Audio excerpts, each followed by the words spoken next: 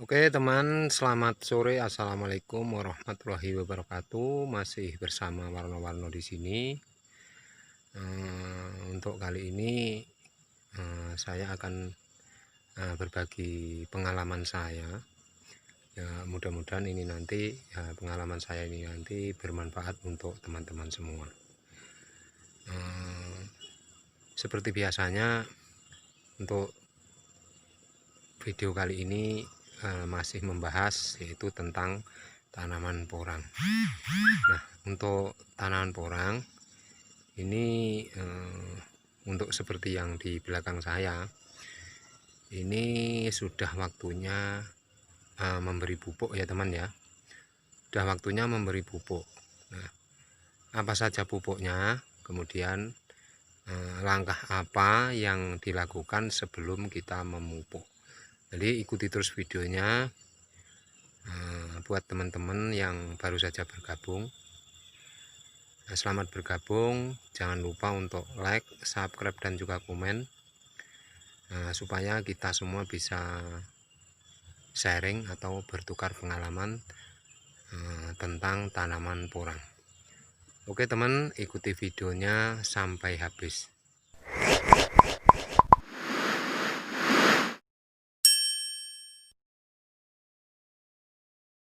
Nah teman-temanku semua dimanapun Anda berada ya, khususnya ini untuk teman-teman petani porang. Untuk tanaman yang seperti ini teman ya, ini waktunya sudah memberikan pupuk. Kalau saya ini sudah mau saya pupuk yang kedua. Soalnya untuk yang pertama ketika baru tumbuh yang masih seperti ini teman ya, masih seperti ini sudah saya kasih pupuk. Tapi untuk pupuk yang pertama ini saya kasih pupuk organik ya. Jadi dengan harapan itu memberi nutrisi kepada tanaman-tanaman tersebut supaya tanaman-tanaman tersebut akan menjadi subur dan harapannya umbinya bisa besar, kemudian kataknya juga bisa lebat. Nah ini untuk yang pemupukan tahap pertama yang masih seperti ini kalau saya ya. Mungkin kalau teman-teman mau mencoba juga silakan. Kemudian setelah seperti ini udah keluar daun ya, itu sudah waktunya memupuk lagi ya untuk seperti ini. Nah apa saja yang harus dilakukan sebelum pemupukan teman ya. Jadi supaya itu kita itu memupuknya itu tidak terbuang sia-sia.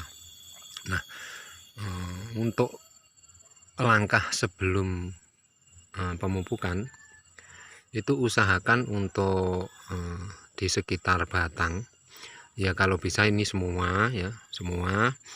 Tapi kalau tidak bisa usahakan ya sekitar batang itu untuk gulma-gulmanya itu dibersihkan. Nah karena nanti ketika kita memberi pupuk di sekitaran batang tersebut, itu pupuknya tidak terbuang sia-sia atau tidak istilahnya termakan oleh gulma-gulma yang ada di bawahnya. Nah itu perlakuan yang sebelum pemupukan. Jadi sebenarnya tanaman gulma itu ada plus minusnya juga. Untuk plusnya ya, segi baiknya itu ketika tanaman porang itu masih kecil, pendek ya, itu sebenarnya juga bisa buat menahan terik matahari. Jadi supaya tanaman porang tersebut tidak terlalu layu kena sinar matahari. Nah tapi untuk segi minusnya itu ketika kita kasih pupuk itu nanti istilahnya kurang ya, berebut sama tanaman porang tersebut. Jadi yang kita pupuk porangnya, yang subur rumputnya. Nah itu jadi, tapi plus dan minusnya itu banyak plusnya. banyak minusnya untuk tanaman gulma. Jadi sebaiknya yang teman-teman lakukan itu sebelum pemupukan itu kita bersihkan dulu gulma-gulmanya supaya pupuknya itu tidak terbuang sia-sia, termakan oleh rumput-rumput gulma yang mengganggu di sekitar tanaman porang tersebut. Teman-teman ya, ini untuk pemberian pupuk yang cukup ya, pemberian nutrisi yang cukup itu akan menguntungkan juga sebenarnya.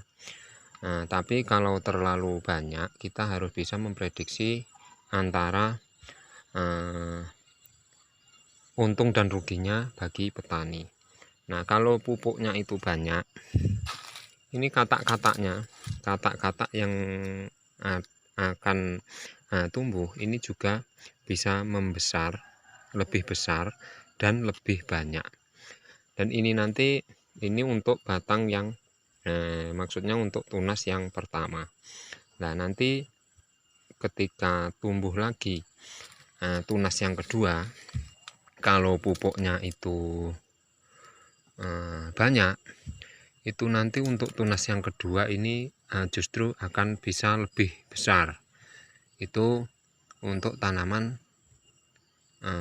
katak ya. Tapi kalau tanaman umbi yang sudah pernah saya alami, ketika tumbuh pertama itu sudah besar, itu jarang sekali untuk tumbuh tunas yang kedua. Itu jarang. Kalau tunasnya itu sudah besar, kalau batangnya ini sudah besar, ini jarang sekali untuk tumbuh tunas lagi. Itu jarang terjadi di tempat saya atau di pengalaman sebelumnya. Tapi kalau ini nanti tidak keluar tunas yang kedua, ini nanti bahkan malah menguntungkan kita, karena umbinya itu akan lebih besar dan menghasilkan umbi yang lebih bagus. Nah, karena untuk pembesaran batang kan kita tanaman porang tersebut menghisap dari umbi yang sudah ada.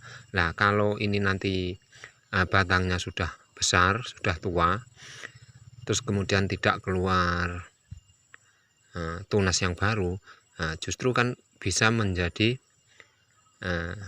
pembesaran pada umbi tersebut.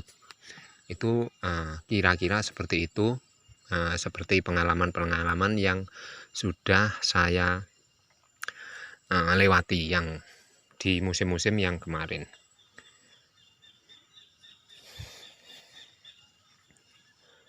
Nah, jadi kembali lagi kepada pemupukan, teman ya. Dan untuk pemupukannya, sudah sering saya sampaikan. Ini sebagai contoh ya. Ini untuk batang yang sudah setinggi ini ya, setinggi ini baru sekitar 1 jengkal lebih. Ini untuk ukuran akar ini seperti ini, teman ya. Ini sudah jauh sekali dengan batangnya. Jadi usahakan untuk pemupukan itu agak jauh saja dari batang. Kalau bisa ya mengelilingi batang, karena akarnya kan mengelilingi supaya nanti itu suburnya sama. Dan untuk rumput-rumputnya yang seperti ini kan bisa kita bersihkan dulu. Jadi sebenarnya saya kira untuk teman-teman itu semua lebih paham urusan seperti ini, karena petani itu sebenarnya tidak harus dikasih tahu. Untuk naluri seorang petani itu tidak usah dikasih tahu, itu sebenarnya sudah pada ngerti dan sudah lebih paham lah untuk urusan bercocok tanam, baik itu porang atau tanaman-tanaman yang lain. Oke teman-temanku ya, sekian dulu video dari saya. Mudah-mudahan video dari saya ini bermanfaat untuk teman-teman semua. Dan apabila ada kesalahan dalam menyampaikan video ini, saya mohon maaf yang sebesar-besarnya. Akhirnya wassalamualaikum warahmatullahi wabarakatuh. Sampai jumpa di video-video yang selanjutnya.